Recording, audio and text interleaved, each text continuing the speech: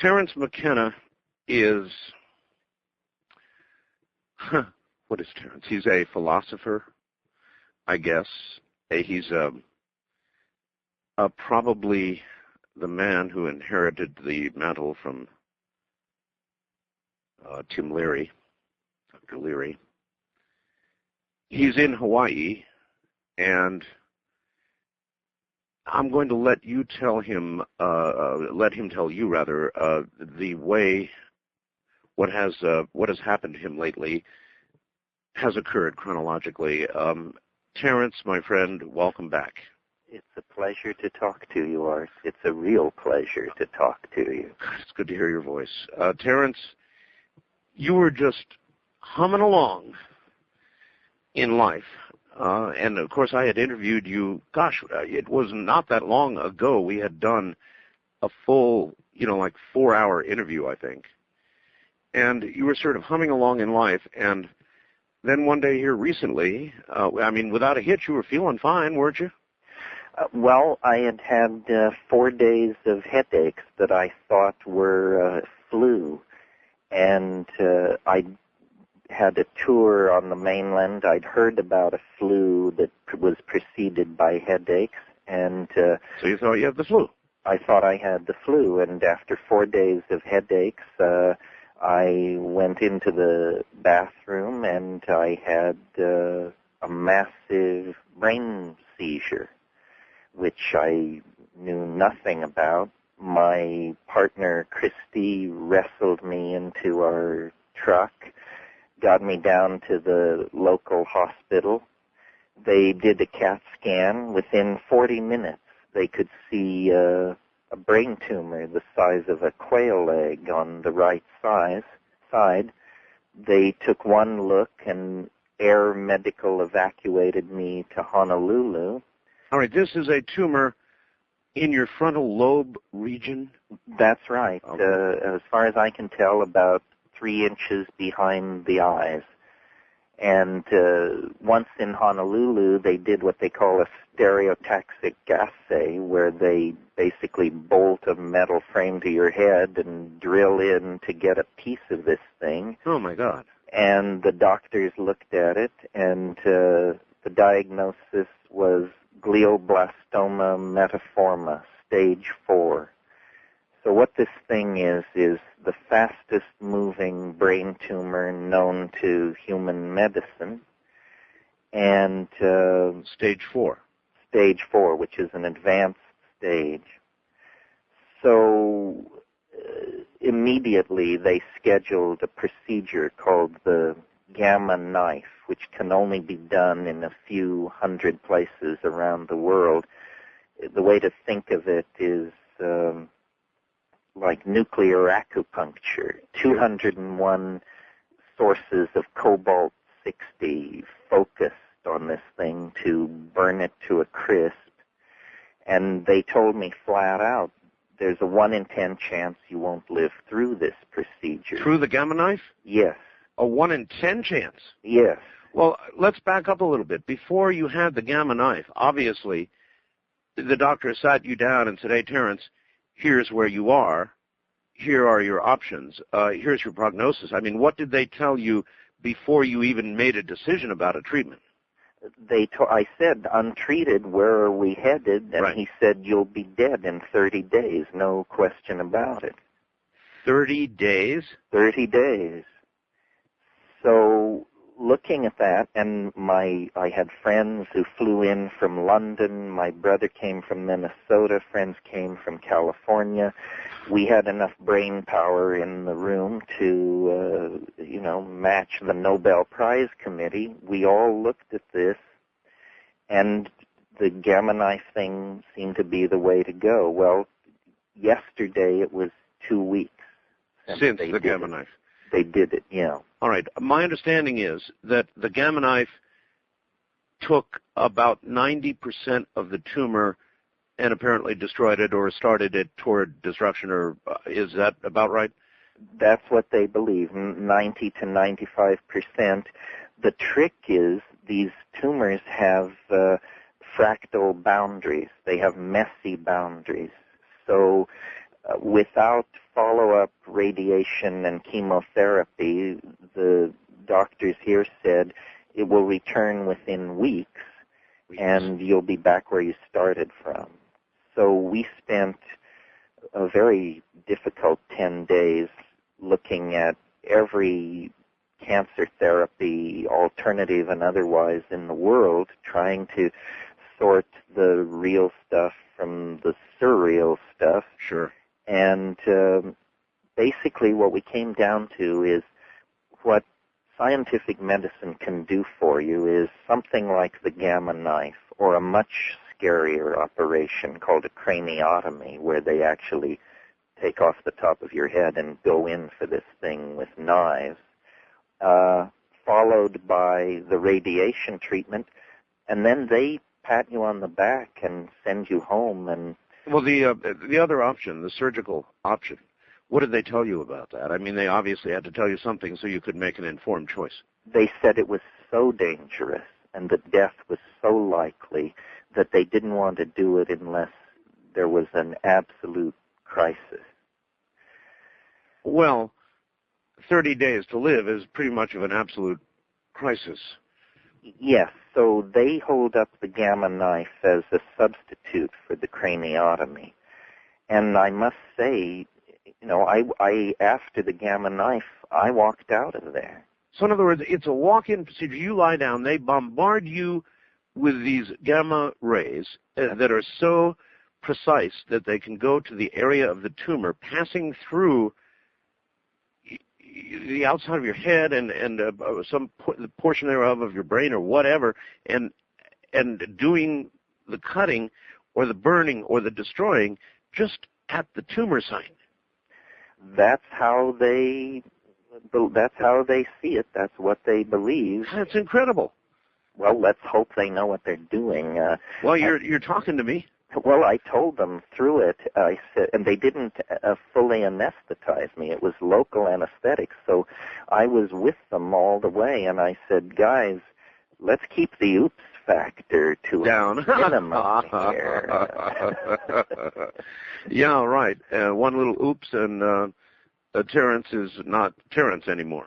Well, they tell you, they say, you know, the scary part of this is if we hit the motor strip, you're paralyzed. If we hit the optic nerve, you're blind. My God. So, yes, it's a tight space in there, and I've now, after 2 weeks, having had this thing, I keep looking into my mind, trying to see what's missing, what's different.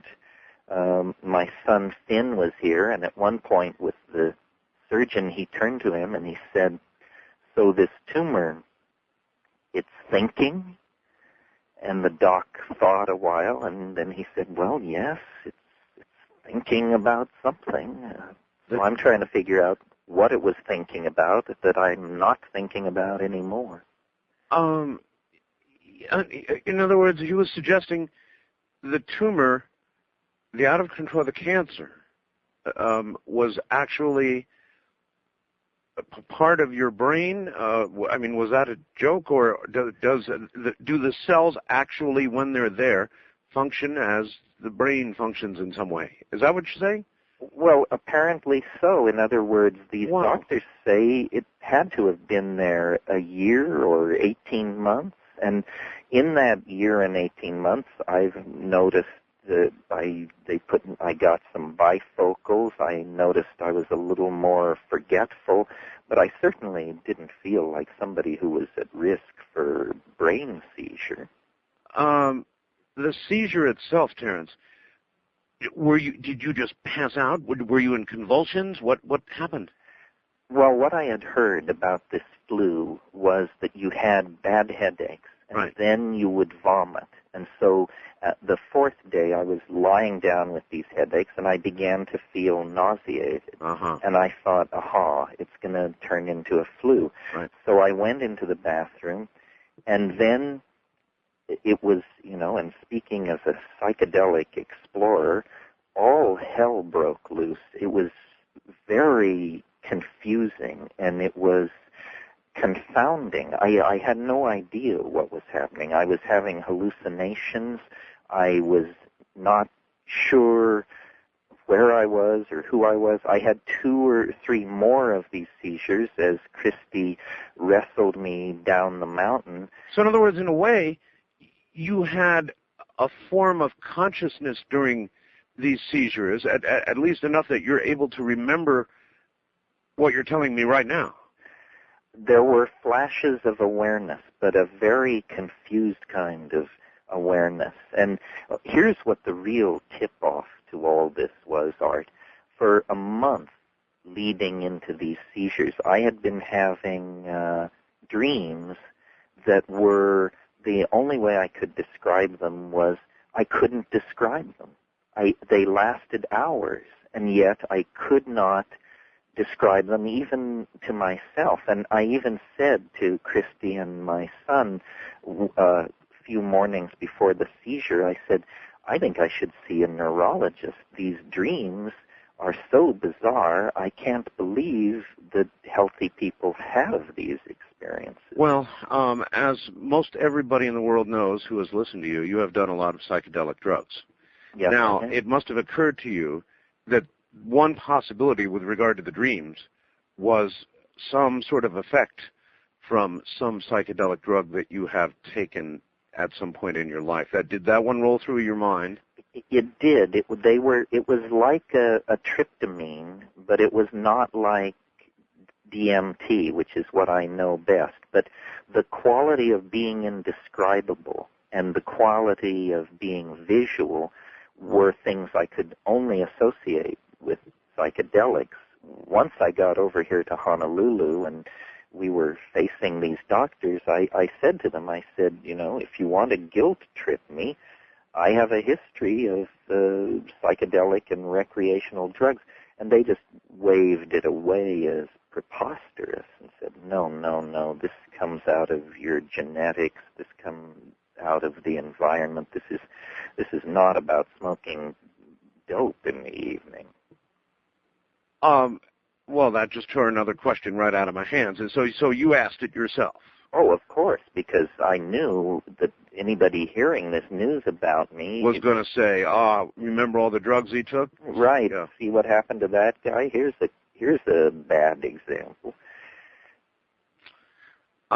So now, where are you now? In other words, now the gamma knife procedure is done, some great portion of the tumor has been destroyed, and I guess you've entered a regime, a mainstream regime of radiation or? Yes, soft focus radiation. And what they try to do, the way I visualize the tumor is, it's not smooth. It has spurs and kind of processes on it, and they have to focus on those things, or within weeks, the thing will regrow.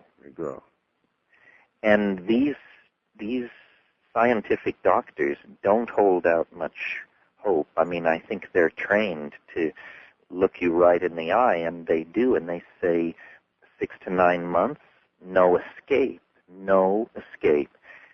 And so that's what they're telling you now? That's what they're telling me now, yeah. And I don't believe that, actually. I actually don't believe it. Now, I do believe in mainstream medicine's ability to the gamma knife, obviously, with the choice you had, there's no choice there. I'd go for that myself. I'd have done that. I've made the same choice. And then we all know then there's some left of the tumor, which you don't need much. All you need is one malignant cell left, and it regrows. You said it was one of the most aggressive? Known to science. Known to science. Yes. Yes, so one of the godsends of this situation was that my brother Dennis was here. He's a professional pharmacologist and drug designer, so he could ask the questions, ask the hard questions, really push on these guys, and study the stuff on the internet. And, if you have liver problems or eye problems, straight medical science knows a great deal. But the thing about brain tumors is it's a total frontier. And there are dozens of people out there with machines, drugs, treatments, and who knows whether this stuff works. Most of it you can't even use inside the United States because the government won't allow it. And of course, when people hear they're dying, and many of these people are well healed, they will spend any amount of money, go anywhere to try and live. So we've been looking at all this stuff, and there are machines in the Dominican Republic. There's a guy in Houston. There's a guy at the University of Virginia. There's a cancer clinic in Germany. Dr. Day, there are a million different alternative treatments, and there are champions for all of them who will say, you must do this, and you must do it right away. Yes, and if you don't follow my advice, you're choosing grim death. Yeah, that's right. That's right. All right, so we've got to pause here at the bottom of the hour, Terence, but when we come back, I've got a lot of other questions for you. Go gather that pen and paper. I'm going to give you an opportunity to help Terence in two ways, spiritually and financially. He can use both, believe me.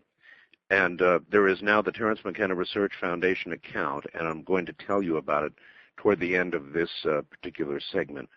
But right now, it's back to Terence. Terence, you're back on the air again. Good. Terence, what do you believe about the power of the mind?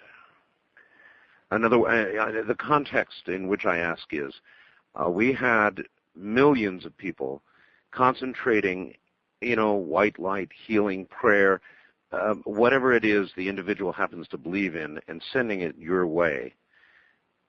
Now, we did that, and we're going to do it again, but I just wonder what you believe about all this yourself. Well, I mentioned community immunity. I think what we're really talking about here, Art, is the power of love.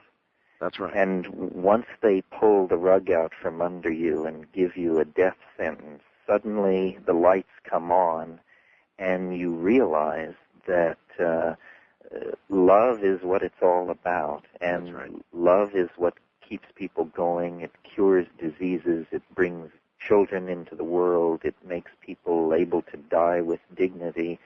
And I think, if anything can change the statistics and turn this into a happy story, it's the community that has supported me and cares about me and affirmed the things that I was into. I was very attentive to the concentrated moment that you organized and sent, and while it was happening, which was just before the gamma knife procedure, yes, I felt that really that's why I lived through it. I mean, that's amazing. You're actually the second person to make a statement like that. The first was Richard Hoagland, who said he could actually feel it while it was going on. I felt I could feel it. Yeah. I felt it as a kind of welling energy coming almost, I would say, out of the earth. But I sat with my eyes closed, and it was pouring in. And then I talked to one of the big, literally the big kahuna on the big island, and he said, when you go into the gamma procedure, tell your body to be strong. And when I did that, I had this same feeling that I had during the group meditation. So it brought home to me the horror of dying alone and unloved. And I really want to say, if you think there are no heroes in this world, go to your local cancer center and look into the eyes of the people sitting in the waiting room. They're not worried about Kosovo or the stock market. They are dealing with stuff so deep and beyond most people's imagining that you just have to genuflect to their nobility. What do you believe about us? I meant to ask you that. When I say about us, we are biological, complex organisms, and the big kahuna question is whether we are more than just that, whether at death there is not an ending, but something else, a new beginning or something, a continuation of some sort. Obviously, in your situation, you would have been reflecting on this. Well, I think nature doesn't build patterns as complex as ourselves simply to throw them away at the edge of the grave.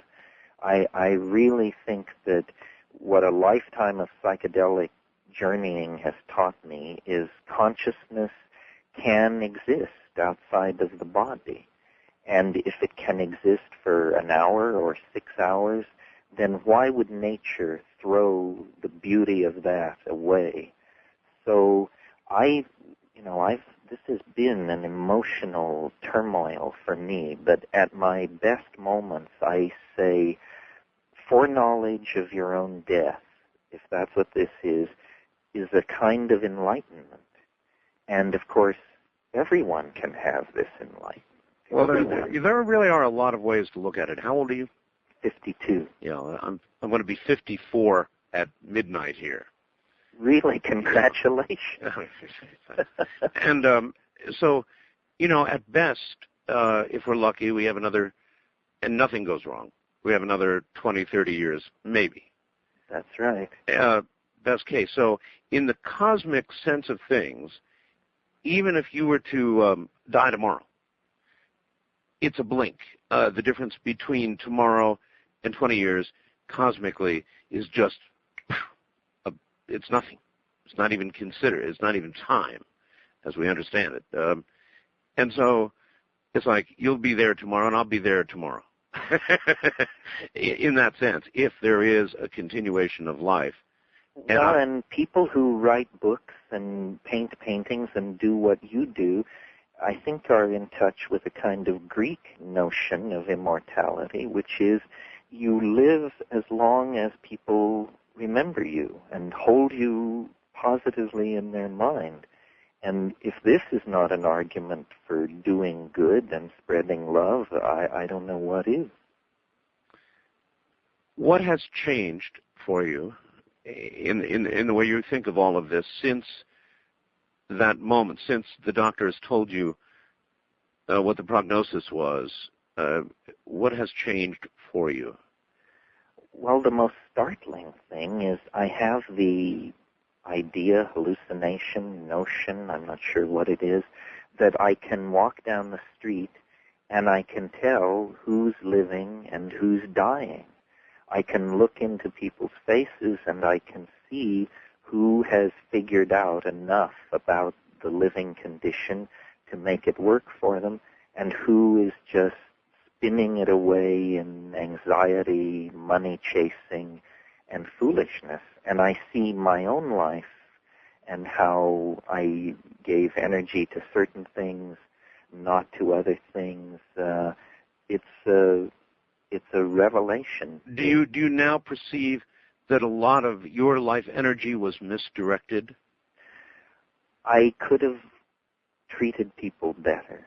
I could have been more compassionate, more kind, more open to people. You and I have had many a conversation where I was knocking various ideas or systems which I felt were flaky, and maybe I still feel they're flaky, but what I now see behind all that was the intent and the compassion, the desire to make life, whatever it is, an easier journey to whatever it sweeps us toward.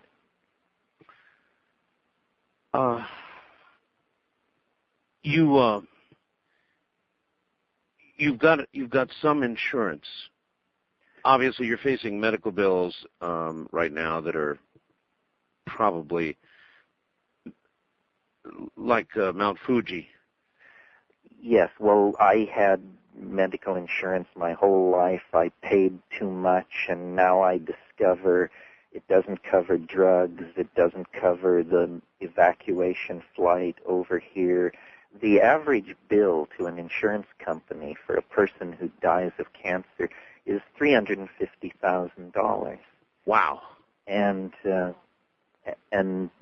no alternative medicine is discovered, absolutely none. So my friends suggested that there be a research foundation where people could donate. I resisted that. I've always paid my own bills. I've always taken care of myself. And then as I got into this, I realized that the medical system and the insurance system victimizes everyone. And so many people have sent suggestions and books and machines and names of doctors, and I realized I'm going to need all the help from my friends I can get, and if in fact I'm headed to the great beyond, then whatever is left in this trust fund should be given to promising forms of cancer research, drug research. We don't know enough about cancer, and it's a scandal that because so many of us will come to these places. All right, I have the information on what you just talked about, the Terence McKenna Research Foundation, and my understanding is that the money while you're alive will be used to help offset some of what you just talked about. But should you pass away, as you just said, it will go to cancer research of some sort. It is the Terence McKenna Research Foundation, and you can make out a check to that, the Terence McKenna Research Foundation. And it'll be going to the Washington Mutual Bank. And I actually have several pieces of information here. I have an account number so that you could actually transit money, electronically move money into that account.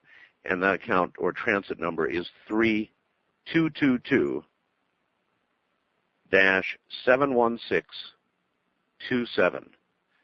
I'll repeat that in a moment.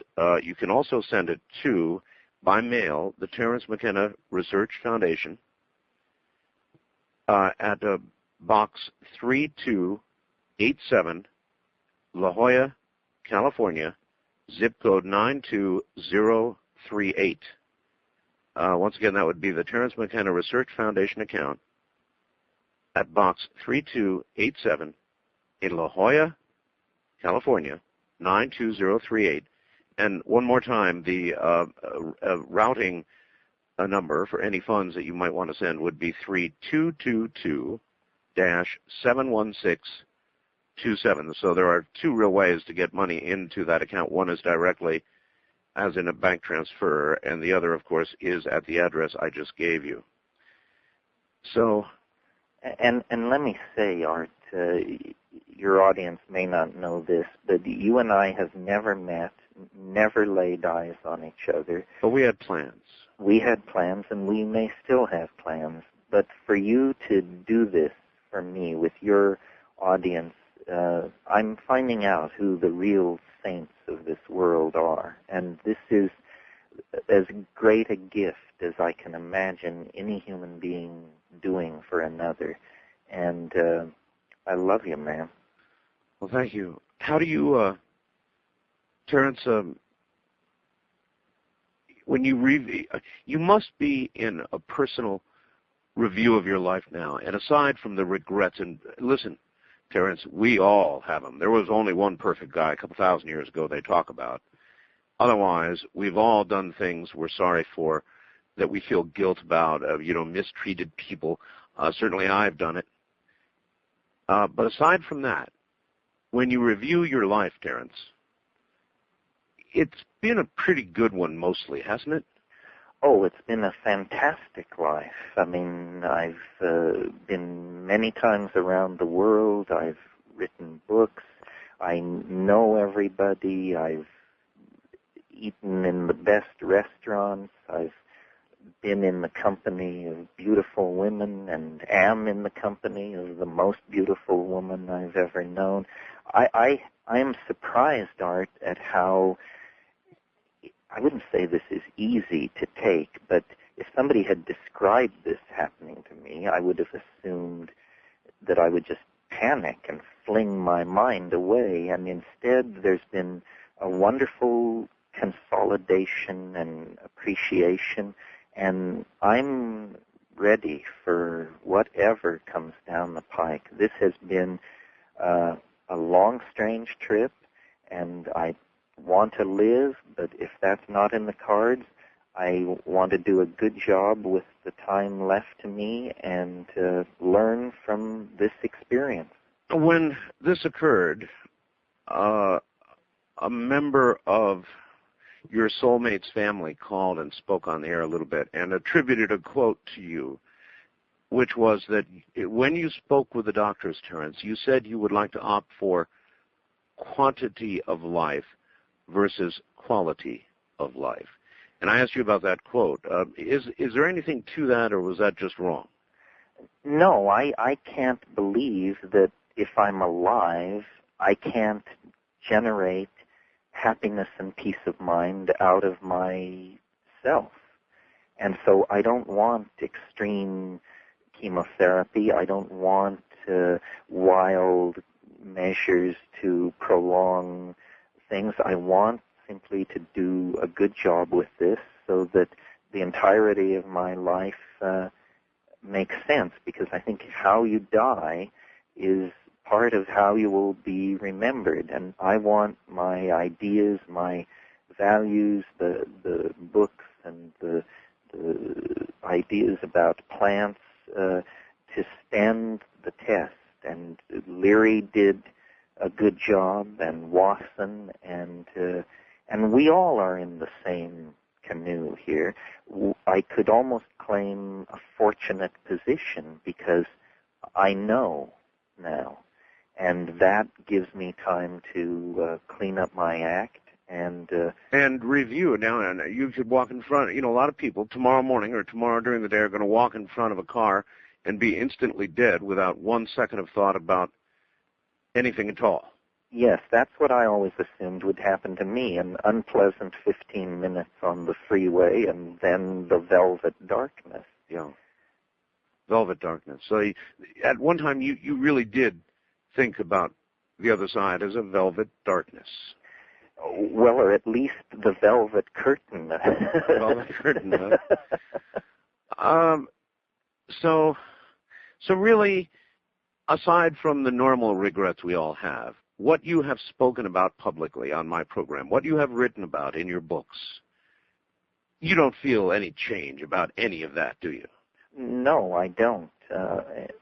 I'm amazed that I may not make it to 2012 and that I may not lift a cup to the new millennium, but no regrets. All those books, all those ideas were put forward in deepest sincerity, and nothing has changed. My friend, it's so good to hear from you. And, you know, whatever time you have left, whether it be a couple of months, a month, or years yet, and I hope it's years, we're going to see to it. We're going to try our best to see to it that it's years. And a lot of times, you got to know, Terence, a lot of times what the doctors say turns out to be absolute crap about how much time you've got left. That's true. There's an awful lot of walking around talking examples of that, for sure. So there's always, where there's life, there is hope, and you're obviously alive, and obviously the gamma knife didn't miss, because you sound like the same Terence to me. I love talking to you, Art. I love being on your show. I love knowing how many people are listening to me, and as long as I make sense, I'm happy to come on. It's very healing and affirming. You're doing good work. Just keep doing it, buddy. All right, my friend. Thank you, and good night, Terence. Good night.